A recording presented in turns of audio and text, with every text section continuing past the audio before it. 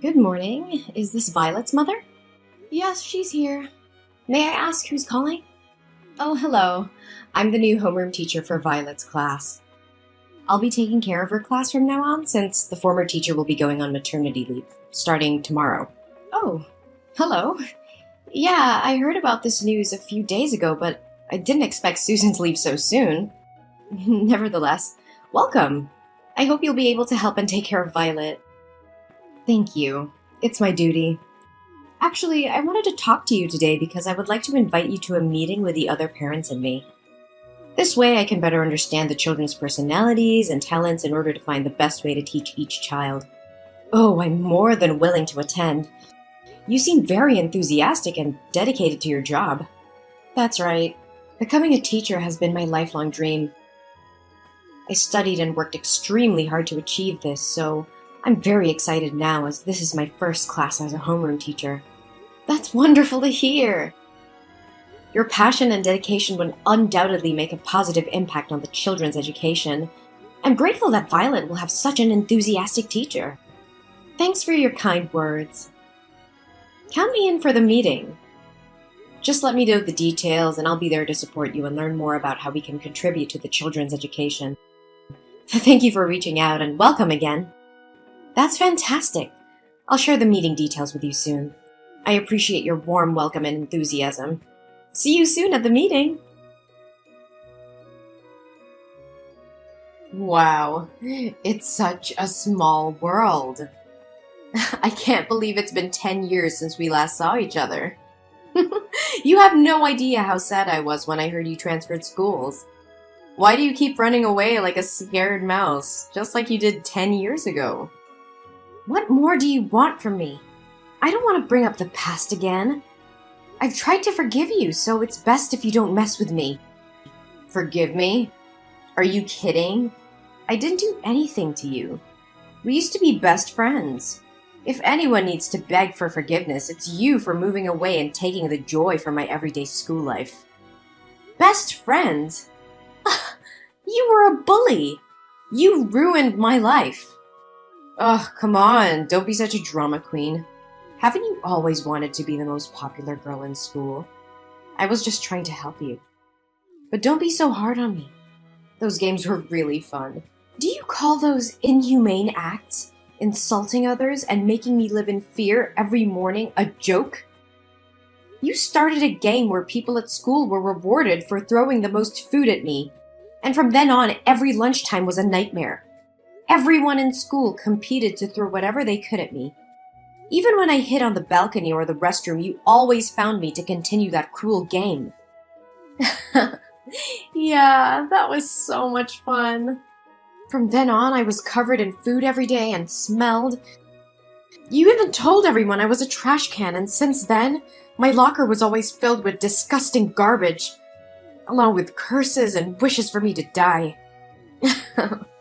Never mind, they just said it for fun. The climax was the prom night in our second year of high school. You told me that the theme of the prom was to dress up as an animal. At that time, I was foolish enough to believe your lies and think that you wanted to make up with me. So I accepted your offer to do my makeup and dress up as a chicken. But when I arrived, everyone laughed and pointed at me. You even manipulated people to vote for me as prom queen. And when I was dragged up to accept the award, you poured a bucket of blue paint all over me. Oh yeah, you looked like a Smurf. Oh, I still find it funny to this day. You have such a good memory. How do you remember everything in such detail? I wish I could forget about it too, but those memories left a big psychological impact on me. Despite attending numerous therapy sessions, I still can't erase those horrible experiences from my mind. Ugh, chill out. Can't you take a joke? Those weren't jokes, Farah. They were acts of pure cruelty and humiliation. I was tormented daily, emotionally and physically scarred by your actions. My self-esteem was shattered and I lived in constant fear and embarrassment. Ugh, lighten up. You were such an easy target. Besides, you should have been grateful for the attention. It's not like you were anyone special before. Grateful? Are you serious? No one deserves to be treated the way you treated me. I was a human being just like you. Those acts of torment weren't funny or playful. They were a violation of my dignity and a betrayal of our supposed friendship. Friendship? Ha! You were always so pathetic and desperate for acceptance. I was just trying to toughen you up, make you stronger. Look at you now. Isn't it thanks to my upbringing that you dare speak up against me instead of crying and resigning yourself all day like before? Toughen me up? No. You were just a bully. You enjoyed having power over me, relishing in my pain and suffering. You had no regard for the consequences of your actions or the emotional scars they left behind. Ugh, stop playing the victim. It's been years and you're still dwelling on the past. Get over it already. Get over it. How can I forget the years of torment, the humiliation, and the constant fear? These experiences have shaped who I am today, but I refuse to let you define me any longer. I'm stronger now and won't allow you to belittle my pain. Whatever. You're just being dramatic. It's not like it affected you that much. Those are just rebellious acts. Almost every teen goes through that phase. I believe that when Violet grows up, she'll do the same thing I did to you. Oh no, she'll definitely turn out to be a failure who needs to be taught a lesson, just like her mother. Perhaps in the near future, I'll have to dedicate myself to taking care and paying attention to Violet. She'll be my favorite student from now on. How can a person like you, with such a biased, immoral, and shameless mindset, become a teacher? I will notify the school immediately so they can remove you from your position and find a more suitable teacher for my daughter's class. I refuse to have my child influenced by someone as inhumane as you. What do you think you can do? Don't you know that the principal of this school is my father? Go ahead and share your opinion. Try everything you can to get me fired. But guess what? My father will make sure to write negative comments on your child's school records, making it difficult for her to find a school anywhere else in the future. I will tell the truth about you to other parents, and I'm certain they will support the change of teachers. Oh, really? But let me tell you something.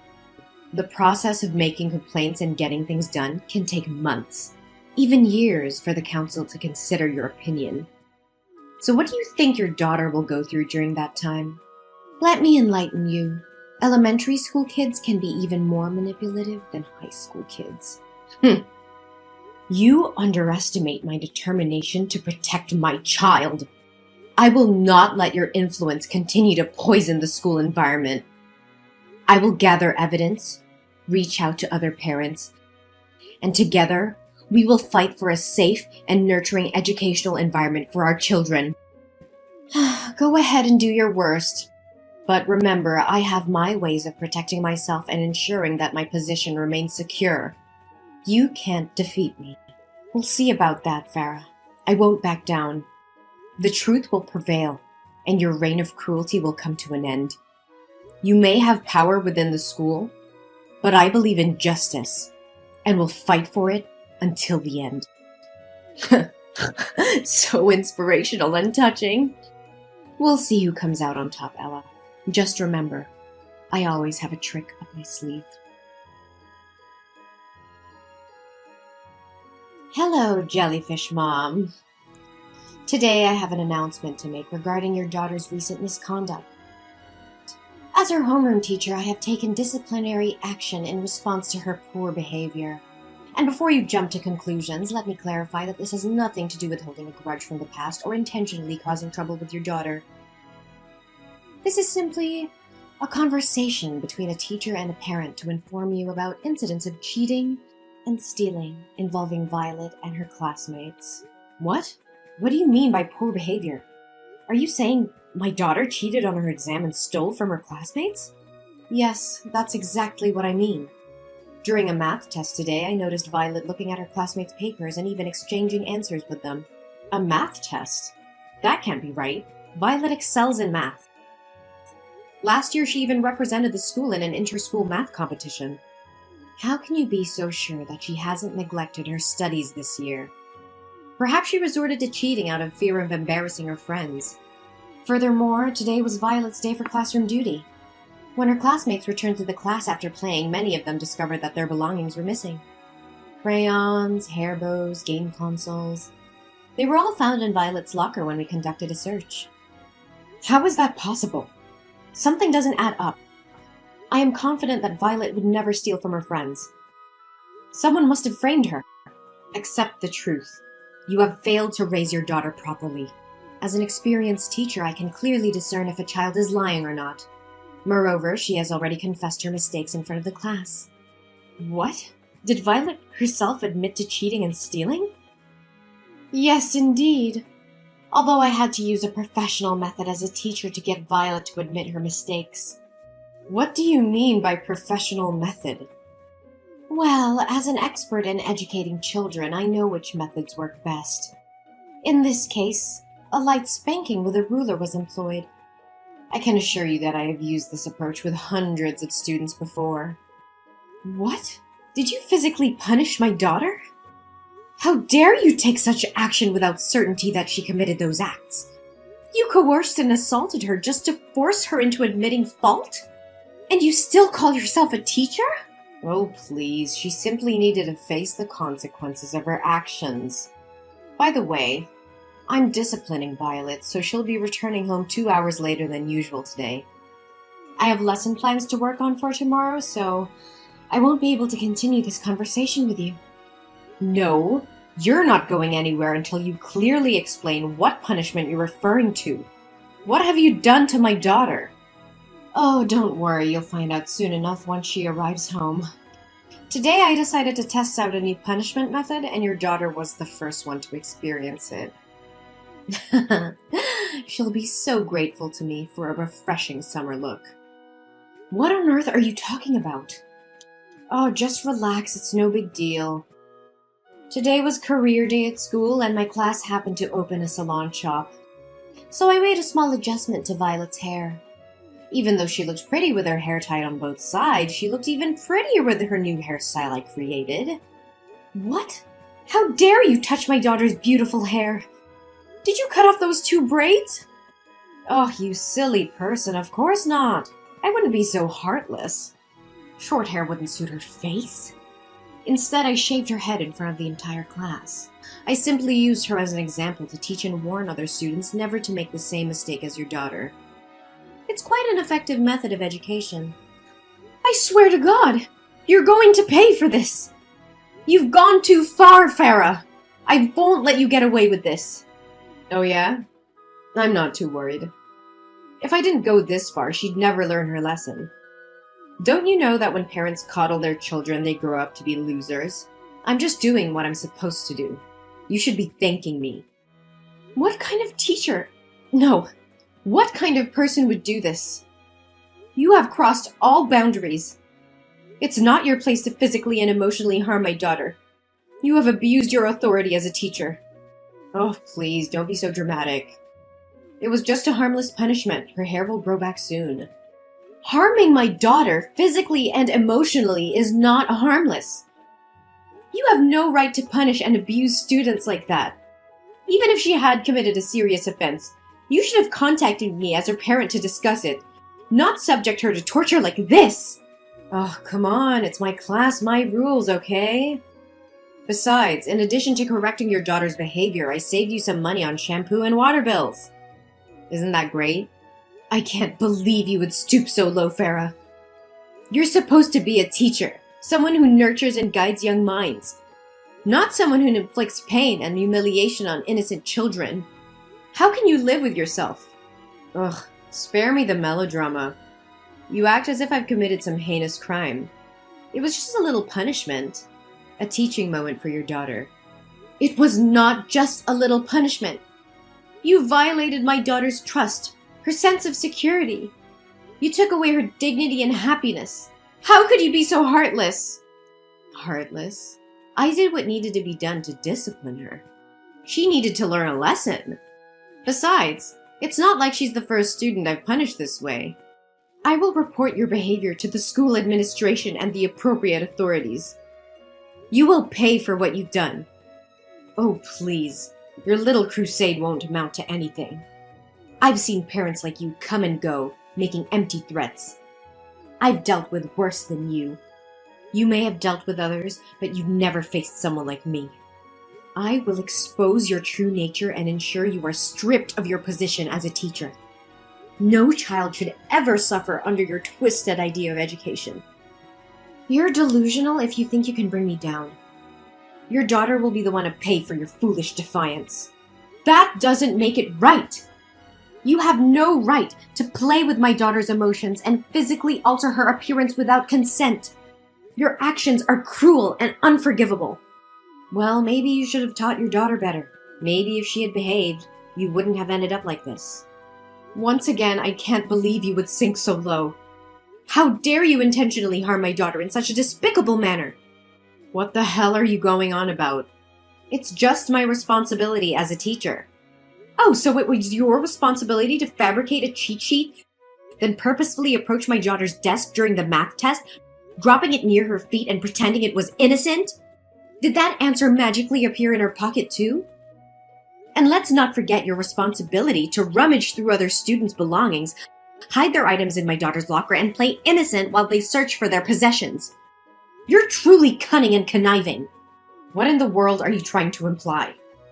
Are you making up stories to protect your daughter and shift the blame onto me? The other students in the class will back me up. Oh, you think so? Well, I happen to have video evidence of your malicious actions towards my daughter. Video? What video are you blabbering about? Maybe Susan forgot to mention that there are security cameras installed in the classroom, ensuring parents have complete oversight of their children's safety and the quality of education. Today, those cameras captured everything. What? Security cameras? How is this possible? Why was I never informed? These cameras were installed due to the alarming rise in school security incidents. To protect their child, parents in our class contributed funds for their installation. We all have access to monitor our children whenever we wish. And guess what? This time it worked flawlessly, safeguarding my daughter's dignity. I couldn't check the footage right away since I was on a plane. By the way, I visited your previous school, the one where you were fired, to uncover the truth. No, it can't be true. God, I despise even uttering your name. Did you know you don't even have an education degree or teaching certification? They informed me that you were terminated because they discovered your secret and your extreme misconduct towards the students. So what? What can you possibly do? Even if you brandish that absurd evidence to intimidate me, I won't be afraid. My father will do whatever it takes to keep this under wraps. I won't bother reporting this to the school administration. But mark my words, I will use this incontrovertible evidence to write a scathing expose about you, shedding light on the rampant child abuse and the dangerous presence of uncertified teachers such as yourself. You think writing for a newspaper will make a difference? Huh, that's a pathetic joke. Do you honestly believe any journalist will pay attention to your fanciful tale? Well, I can't speak for all journalists, but I will. And not just any journalist. I am the chief editor of the New York Times education column. Prepare to face the consequences of your actions. Ugh, please, you're just bluffing. You really think I won't follow through with my words, don't you? You underestimate my determination to protect my daughter and ensure justice is served. I have evidence that will expose your misconduct and abuse of authority. The world will know what kind of teacher you truly are. Evidence or not, no one will care about your little vendetta. You're just a desperate parent trying to make a scene. You may think so, but you're gravely mistaken. I've contacted the local news outlets and they're interested in investigating this matter further. They understand the importance of protecting students from abusive educators like you. Local news? That's all you could manage? They won't have the reach or influence to make a significant impact. That's not all. I may have started with local news, but I won't stop there. I will reach out to national and international media, sharing the evidence of your deplorable actions. I will make sure every parent, every educator, and every responsible citizen knows what you have done. You can try, but I have powerful connections that will protect me. No one can touch me. Connections may shield you temporarily, but they won't save you from the relentless pursuit of truth. The public will demand answers, and those connections will crumble when faced with undeniable evidence. You will be held accountable for your actions. This can't be happening. You can't ruin my career like this. You ruined your own career with your unethical behavior. I'm merely shining a light on the truth. You have no one to blame but yourself. Please, Ella, I beg you, don't go through with this. I made a terrible mistake, and I deeply regret my actions. I never meant to harm your daughter or any other student. I was just frustrated and lost sight of my responsibilities as a teacher. I'm truly sorry for the pain I've caused. Ella, are you listening to me? Ella, come back here! How dare you block me? Ella! The public became aware of Farah's student abuse incident, and the news spread like wildfire. Outraged parents, teachers, and community members demanded justice for the students who had suffered under her care. The evidence, including the surveillance video, was presented in court, leaving no room for doubt about Farah's actions. Farah's trial was swift, and she was found guilty of child abuse and misconduct. The court sentenced her to a significant prison term, ensuring she would be removed from any position of authority over children. Her reputation was shattered, and she lost everything she had worked for. But the repercussions did not end there. The investigation into Farah's actions shed light on deeper issues within her father's school. It was discovered that he had been embezzling funds and covering up incidents of abuse. The authorities launched a thorough investigation, and both Farah's father and the school faced legal consequences. The school's reputation was tarnished, and it underwent major reforms to ensure the safety and well-being of its students. Then, I took immediate action to support my daughter Violet. I sought professional help and took her to a psychiatrist to address any emotional impact from the traumatic experiences. Thankfully, Violet showed resilience and strength, emerging from the ordeal with no lasting psychological harm. During the period when Violet's hair was growing back, I bought her a variety of beautiful wigs, allowing her to express herself and feel confident. The support from me and the love of her family helped Violet regain her self-esteem and move forward. Meanwhile, teacher Susan, who had been on leave, returned to the classroom. Her presence brought a sense of stability and positivity back into Violet's life. With a nurturing and supportive teacher, Violet thrived academically and emotionally, embracing her love for learning and her classmates.